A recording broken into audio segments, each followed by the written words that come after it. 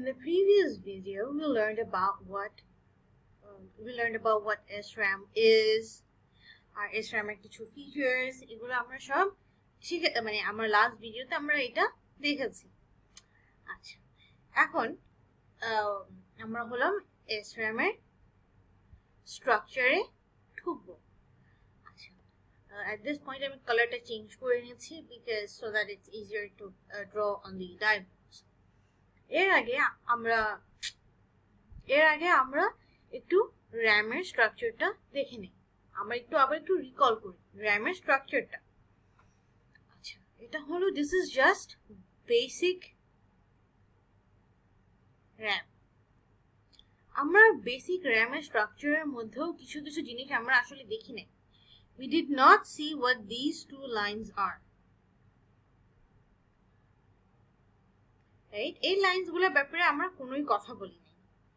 তার উপরে এই FF আমরা কি বলেছি, দিস ইজ, হ্যাঁ ধরে নিতে পারি আমরা এটা ফ্লিপ ফ্লপ, এটার ইন্টারনাল স্ট্রাকচার আমরা দেখি নাই। Now, first of all, what we are going to do is we are going to look into the internal structure of a flip flop. আচ্ছা, আরেকটু ব্যাক করি। এটা হলো আমাদের কি বেসিক RAM। বেসিক RAM এর মধ্যে we know what this is, we know what word lines are, we know what address decoders are. আচ্ছা, এখানে আমরা হলাম এই প্রত্যেকটা একটা করে কি মেমরি সেল। মেমরি সেলগুলা কি আমরা কি বলেছিলাম, ফ্লিপ ফ্লপ। আচ্ছা, এখন আমি SRAM, DRAM আর SDRAM এগুলোর মেইন পার্থক্যগুলা RAM এর structure, whether it's SRAM, DRAM or SDRAM, এই বেসিক স্ট্রাকচার ইজ সেম। তাহলে ডিফারেন্সটা কোথায় আসবে? এই যে ফ্লিপ ফ্লপ, যেটা দিস থিং, এই যে এই ফ্লিপ ফ্লপের স্ট্রাকচারটা হলো কি, ফ্লিপ ফ্লপের স্ট্রাকচারটা হলো ডিফারেন্ট। আচ্ছা, তাহলে এখন আমরা দেখি যে SDRAM, SRAM, DRAM সবগুলোর জন্য কি, SDRAM আর DRAM আমরা এখনো পড়িনি, বাট আগে থেকে বলে রাখছি যে সবগুলোর জন্য এই বেসিক RAM স্ট্রাকচারটা সেম। ডিফারেন্স কোথায়? ফ্লিপ ফ্লপের ইন্টারনাল স্ট্রাকচারে। এখন তাহলে আমরা ফ্লিপ ফ্লপের ইন্টারনাল স্ট্রাকচারে যাই।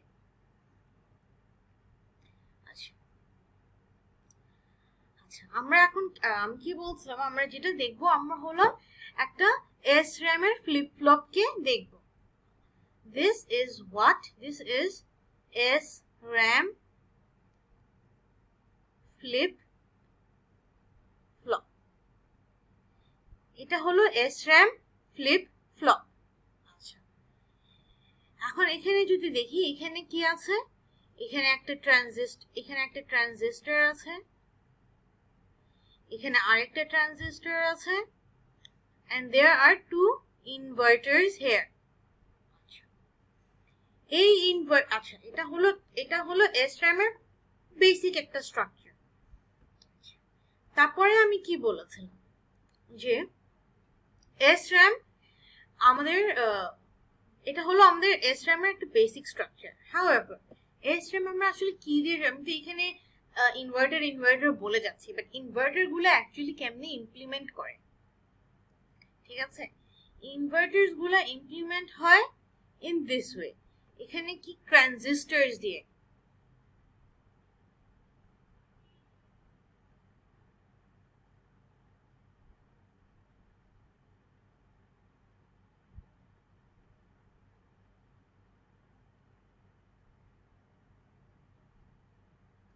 এখন একটু গণি, এখানে কয়টা ট্রানজিস্টর আছে?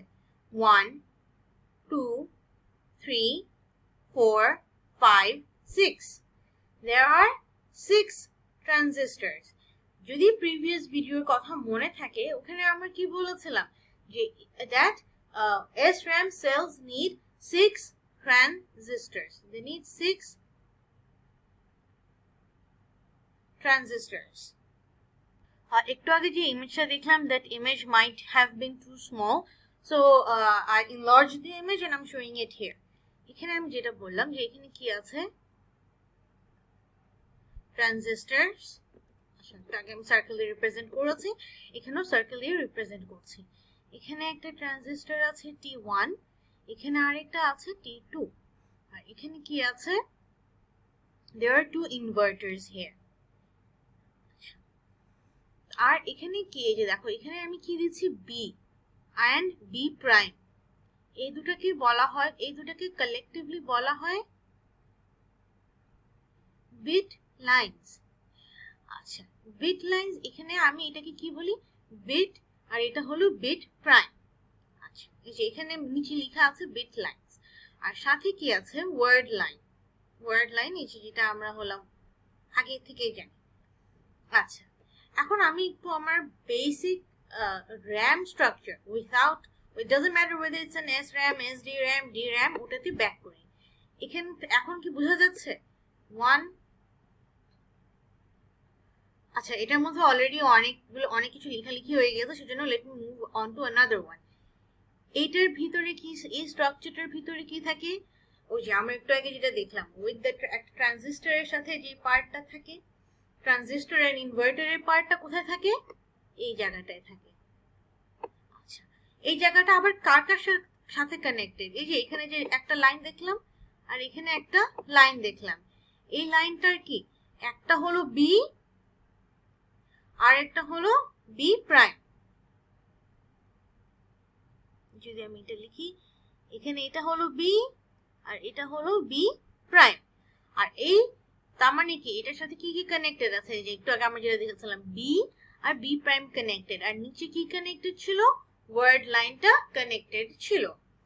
আচ্ছা, এতটুকু ক্লিয়ার হলে আমরা আবার আমাদের অরিজিনাল ইমেজটা মানে আমাদের এখানে ব্যাক করি। আচ্ছা, তাহলে এখানে এত এত আমরা হলাম যখন কথা বলেছিলাম, like in the previous class, in the last class, আমরা হলাম বিট লাইনস নিয়ে কথা বলি নাই, এখন আমরা বিট লাইনস নিয়ে কথা বলছি, because now we can understand how this structure works. আচ্ছা, এখন এখানে তো আমি ইনভার্টার্স গুলো আছে, এখন ইনভার্টার্স গুলাকে কি করছি, আমি কি বলছি, এই ইনভার্টার্স গুলা দিয়ে, এখন ইনভার্টার্স গুলাকে আমি কিভাবে রিপ্রেজেন্ট করব, একটু আগে আমি বলেছি ইনভার্টার্স গুলোকে আমি কিভাবে রিপ্রেজেন্ট করব, with transistors, I am going to represent them with additional transistors. এই ডায়াগ্রামটাও একটু আগে আমি ছোট করে দেখেছি, ডায়াগ্রামটা আমরা এখন বড় করে দেখি। এটাও আগের ইমেজটা যেটা আমরা একটু আগেই দেখেছি, which we saw here, এই ইমেজটা, বাট আমি খেয়াল করলাম যে আসলে because I know the image, it looks clear to me, তবে এটাকে একটু বড় করে দেখানো উচিত, so that you understand what's going on.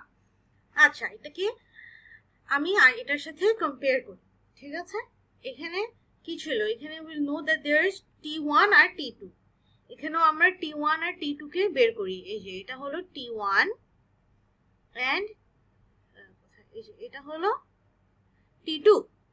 আচ্ছা, তারপরে এখানে কি ছিল, ইনভার্টার্স, এই যে এই দুটো ইনভার্টারকে আমি কি বলেছিলাম, কিভাবে রিপ্রেজেন্ট করছি, এই যে T3, T4, T5,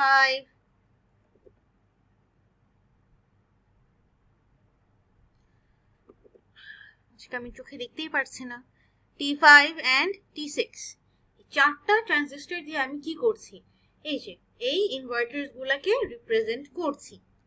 আচ্ছা, এখানে যদি আমি একটু দেখি এখানে স্ট্রাকচারটা কি, এখানে T5 আর T3 তে দেখি, T5 এ যে ভ্যালুটা থাকবে, T3 তে গিয়ে এটা কি হয়ে যাবে, নট হয়ে যাবে। কেন নট হয়ে যাবে, যেহেতু এই যে এখানে এই যে পোর্শনটা, এটা একটু আরেকটা কালার দিয়ে রিপ্রেজেন্ট করি, yellow, maybe yellow will look good. এই যে এখানে যে আছে T3 আর T5 আর T3, কিভাবে T5 এ যে ভ্যালুটা থাকবে এটা কি হবে, T3 তে গিয়ে নট হয়ে যাবে, ইনভার্টেড হয়ে যাবে। সিমিলারলি T6 এ যে ভ্যালুটা থাকবে এটা T4 এ গিয়ে কি হয়ে যাবে, নট হয়ে যাবে। আচ্ছা, এটাকে আমরা কিভাবে রিপ্রেজেন্ট করলাম, আমরা হলাম এটাকে, আমি একটু রেডে ব্যাক করি, আমরা হলাম এই যে এই ট্রানজিস্টরস গুলো, আমরা হলাম এই SRAM এর স্ট্রাকচারটাকে কয়টা ট্রানজিস্টরস দিয়ে রিপ্রেজেন্ট করলাম, 6 ট্রানজিস্টরস দিয়ে রিপ্রেজেন্ট করলাম। আচ্ছা, এখন আমরা আবার একটু just let's recap the whole thing. Okay, এখন আমরা হলাম এরপরে আমরা দেখবো কি যে how to read and write. Possibly এই ক্লাসে আমরা হয়তো জাস্ট রিডটাই দেখবো, নেক্সট ক্লাসে আমরা রাইটটার উপরেই ফোকাস করব। আমরা হলাম মানে এই স্ট্রাকচারটা আবার একটু দেখি। আচ্ছা, so what I'm saying is এই পার্টটা হলো একটু important because this part is not written very clearly in the Carl Hamilton book. Normally this book is awesome, খুবই ভালো করে খুবই ক্লিয়ারলি লেখা জিনিসটা। However, I had to figure these things out by looking at the diagram. আমার diagram অনেক দেখে আমার ট্রানজিস্টরস এর নলেজ ব্যাক করে I had to revise on my transistors knowledge. আমি জানি না তোমরা এখনো ট্রানজিস্টরস শিখে নিয়েছো নাকি, because I remember it's either in electrical 1 or electrical 2 that we learned about transistors, possibly in electrical 2 যেটা তোমরা এখন 2 তে করার কথা। তো এখন তোমার যদি এই CMOS বা এগুলো যদি তোমরা কারেন্টলি শিখে থাকো and if you're not going at the same pace, তাহলে তো আসলে তোমাদের ট্রানজিস্টরস এর নলেজ খুব বেশি ক্লিয়ার থাকবে না। But it's okay, I'm going to explain it in a way that you don't need to know all these things. However, when you read the book, it's not very clear. So you'll have to be you'll be heavily dependent on this video. এই ভিডিওর উপর অনেক dependent থাকতে হবে। সেজন্য এই ভিডিওটা একটু ক্লিয়ারলি দেখবা, because most of the things that I say, they're very well explained in the Carl Hamilton book. So বইটা পড়লেই বোঝা যায়। তবে এখানে আমার মানে অনেকগুলো বই, অনেকগুলো আর্টিকেলস, অনেক পেপারস পড়ে আমি হলাম এটার ইনপুটটা আমার এখানে দিয়েছি। তো এটা একটু তোমরা এই ভিডিওটা একটু কেয়ারফুলি দেখতে হবে। আচ্ছা, আবার ব্যাক করি। আমরা হলাম এটা কি আমার বেসিক র্যাম স্ট্রাকচার, একটু রিক্যাপ করছি so that in the next video we don't need to do this again. এটা আমাদের একটা বেসিক র্যাম স্ট্রাকচার। এই র্যাম স্ট্রাকচার এটা হলো this is same whether it's for SDRAM, SRAM, SDRAM সবগুলোর জন্য এটা সেম। ডিফারেন্সটা কিসের মধ্যে আসে? ফ্লিপ ফ্লপস গুলোর মধ্যে আসে।